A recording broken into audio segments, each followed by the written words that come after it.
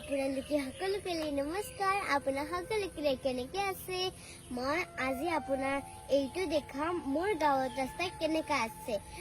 এইটো আমাৰ চিলাপথাৰ ফুলবাৰী গণেশ মন্দিৰ ৰাস্তা। ইমান বেয়া আছে। MLA ছাৰ আৰু MP ছাৰ আৰু আপুনি এইটো रास्ता अलग अपने साइड होवो। अभी मैं हिंदी में बोलती हूँ, ठीक है। यहाँ पे हमारा रास्ता कितना गंदा है, ये देखिए। ये है सिलापथार फुलबारी गणेश मंदिर का रास्ता। ये इतना गंदा है।